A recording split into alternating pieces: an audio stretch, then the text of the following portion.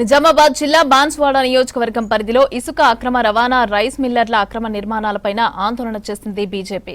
కోటగిరి, పోతంగల్ మండల శివార్లలో యథేచ్ఛగా ఇసుక అక్రమంగా రవాణా జరుగుతోందని, రైస్ మిల్లుల అక్రమ నిర్మాణాలు పెరుగుతున్నాయని కలెక్టర్కు ఫిర్యాదు చేశారు బీజేపీ నేతలు.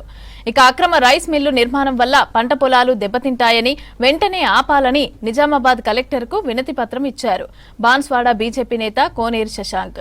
ఇక మరోపక్క పోతంగల్ శివారులోని మంజీరా నదిలో అక్రమంగా ఇసుక తవ్వకాలు జరుగుతున్నాయని, వెంటనే ఆపాలి అంటూ కలెక్టర్ని కోరారు.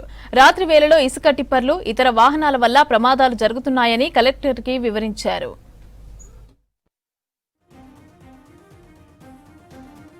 కోటగిరి మండలంలో అక్రమ రైస్ మిల్లకి పర్మిషన్లు ఇస్తున్నారు.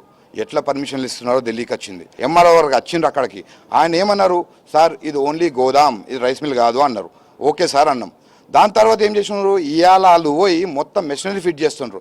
ఇవాళ మళ్ళా పోయినా మేము ఎంఆర్ఓ గారికి, ఆయన మరి దాని మీద మేము చూసి ఎంక్వైరీ చేసి తీసుకుంటామని. ఫస్ట్ ఏమో ఆయననే అన్నాడు ఏమని గోదామని, మళ్ళీ తర్వాత ఇప్పుడు ఏమంటుండు, పర్మిషన్ ఎట్లా ఇచ్చింది సార్ అంటే మేము ఎంక్వైరీ చేస్తామంటుండు. అదేంది సార్ అర్థం కావట్లేదు. దాని ప్రకారంగా ఇవాళ మేము కలెక్టర్ గారిని కలిసి ఆవిడికి మెమరాండం ఇవ్వడం జరిగిందన్న. అక్రమ ఇసుక తరలింపు జరుగుతుంది. హంగిర్గాలో రాత్రి పూట ట్రాక్టర్లు పెట్టి టిప్పర్లు పెట్టి మొత్తం ఇసుక తరలిస్తున్నారు.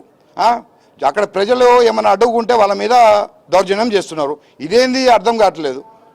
ఏం జరుగుతుంది అసలు మా బాన్స్వాడలో? ఇది ఏం ఘోరాలు జరుగుతున్నాయో అసలు అర్థమే కావట్లేదు. ఆ రైస్ మిల్ అయితే ఏడబడితే ఆడ వస్తున్నాయి. ఆ పర్మిషన్ లేవు, ఏమి లేవు.